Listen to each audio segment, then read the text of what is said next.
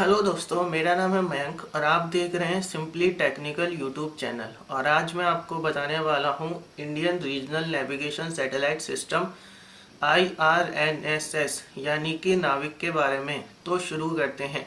Indian regional navigation satellite system IRNSS, जिसका कार्यवाहक नाम नाविक यानी कि नाविक और जिसका हिंदी मतलब भी नाविक होता है, या वो जो रास्ता दिखाता है। नाविक की फुल फॉर्म है नेविगेशन विद इंडियन कॉन्स्टलेशन। ये भारतीय क्षेत्रीय नेविगेशन सिस्टम है जिसका मकसद सटीक पोजीशन और सटीक समय प्रक्रिया बताना है। नाविक का ऑपरेशनल एरिया यानी कि ये कितनी जगह पर अपनी नज़र रख सकता है, वह है पूरा भारत और भारत के आसपास का 1500 किलोमीटर का एरिया या 930 माइल्स का एरिया। और इस प्रोजेक्ट का प्लान इस एरिया को और बढ़ाना भी है। अभी इस सैटेलाइट सिस्टम में 7 सैटेलाइट हैं जो पृथ्वी का चक्कर काट रहे हैं और 2 सैटेलाइट अर्थ पर हैं जो स्टैंड बाई की तरह, यानी कि अगर किसी सैटेलाइट में कोई खराबी आ जाती है तो स्टैंड बाई मोड के सैटेलाइट उसकी जगह ले सकें। सारे सैटेलाइट अपने ऑर्बिट में हैं और यह सिस्टम एक बार अपने चेक करने के बाद कि सिस्टम पूरी तरीके से ठीक काम कर रहा है, उसके बाद 2018 के शुरुआती दिनों में काम करना शुरू करेगा। इसके इम्पॉर्टेंट बात यह है कि नाविक के 2 सर्विस होंगे। पहला स्टैंडर्ड पोजिशनिंग सिस्टम जो कि आम लोगों के यूज़ के लिए होंगे, जबकि सीक्रेट सर्विस या रिस्ट्रिक्टेड सर्विस जो कि सिर्फ इंडियन गवर्नमेंट के द्वारा परमिटेड ऑर्गेनाइजेशन ही जिसका इस्तेमाल कर पाएंगे, जैसे कि इंडियन मिलिट्री। और इसरो का प्लान है वह उपग्रह या सैटेलाइट की संख्या 7 से बढ़ाकर 11 करे इस सिस्टम में, यानी कि नाविक में। अब आपको यह बताना जरूरी है कि इंडिया को इस सिस्टम यानी नाविक की ज़रूरत क्यों पड़ी। इससे पहले इंडिया जो पोजिशनिंग सिस्टम यूज़ करता था और करता है वह अमेरिका का ग्लोबल पोजिशनिंग सिस्टम है। यह सिस्टम यानी कि GPS अमेरिका की गवर्नमेंट कंट्रोल करती है और यह सिस्टम हर बार और हर जगह की सटीक और लाइव जानकारी नहीं देता है। और 1999 कारगिल वॉर में इंडियन गवर्नमेंट को सैटेलाइट इमेजेस की ज़रूरत पड़ी थी ताकि कारगिल की पहाड़ियों पर बैठे आतंकवादियों के ठिकानों का पता लगाया जा सके और उन्हें ख़त्म किया जा सके। और इस प्रोजेक्ट की total expected cost 1420 crore plus ground segment यानी सैटेलाइट को कंट्रोल करने के लिए और इन्हें सिग्नल देने के लिए और इनसे सिग्नल लेने के लिए जो ग्राउंड बेस बनाया गया है उसकी कीमत है 300 करोड़। हर एक सैटेलाइट की कीमत 150 करोड़ और PSLV XL वर्जन रॉकेट की कीमत है 130 करोड़। इसके अलावा जो 7 रॉकेट इस्तेमाल किए गए हैं उनकी कीमत है 910 करोड़। 2010 में यह डिसाइड किया गया था कि इंडिया 2011 के आखिरी महीनों से हर 6 महीनों में एक सैटेलाइट लॉन्च करेगा ताकि 2015 तक नाविक ऑपरेशन में आ जाए। लेकिन इंडिया इस प्लान में डिले हो गया और इसको सप्लीमेंट करने के लिए इंडिया ने 3 और सैटेलाइट लॉन्च किए।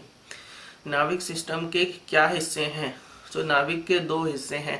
पहला स्पेस सेगमेंट, दूसरा सपोर्ट ग्राउंड सेगमेंट। अब स्पेस सेगमेंट में 7 सैटेलाइट आते हैं। इन 7 सैटेलाइट में से 3 सैटेलाइट जियो स्टेशनरी सैटेलाइट यानी कि भूस्थैतिक कक्षा में होते हैं। अब जियो स्टेशनरी ऑर्बिट या भूस्थैतिक कक्षा क्या होता है? तो जियो स्टेशनरी ऑर्बिट पृथ्वी के इक्वेटर लाइन यानी भूमध्य रेखा से 35,786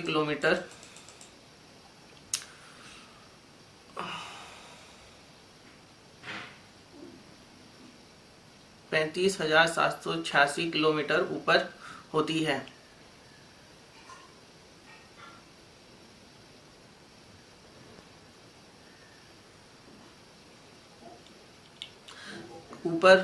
और ये ऑर्बिट पृथ्वी जिस दिशा में घूम रहा है उसे दिशा को फॉलो करती है। यानी अगर जियो स्टेशनरी ऑर्बिट में अगर कोई सैटेलाइट है घूम रहा है तो धरती से देखने से ये सैटेलाइट स्टेबल दिखाई देंगे।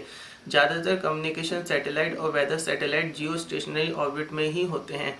और इसके बाद जो बाकी के 4 सैटेलाइट हैं वो जियो सिंक्रोनस ऑर्बिट में रोटेट कर रहे हैं। अब आप पूछेंगे कि जियो सिंक्रोनस ऑर्बिट क्या होता है? तो जियो सिंक्रोनस ऑर्बिट वह ऑर्बिट है जिसमें सैटेलाइट पहुंचेंगे, वह सैटेलाइट है वो ऑर्बिट में ही होते हैं। अब आप पूछेंगे कि जियो सिंक्रोनस ऑर्बिट क्या होता है? तो जियो सिंक्रोनस ऑर्बिट वह ऑर्बिट है जिसमें सैटेलाइट उतने ही समय में अपना चक्कर पूरा करते हैं जितने टाइम पृथ्वी अपना एक रोटेशन पूरा करती है। अपनी एक्सिस के चारों तरफ, जिसका मतलब है अगर कोई सैटेलाइट जियोसिंक्रोनस ऑर्बिट में है तो धरती का एक चक्कर लगाने में उसे 23 घंटे 56 मिनट और 4 सेकंड लगेंगे। इस सिस्टम का जो पहला सैटेलाइट लॉन्च हुआ था वो 1 जुलाई 2013 को, जिसका नाम था IRNSS-1A, जबकि जो आखिरी सैटेलाइट था जिसका सक्सेसफुल लॉन्च हुआ था उसका नाम था IRNSS-1G, जो कि 28 अप्रैल 2016 को किया गया था।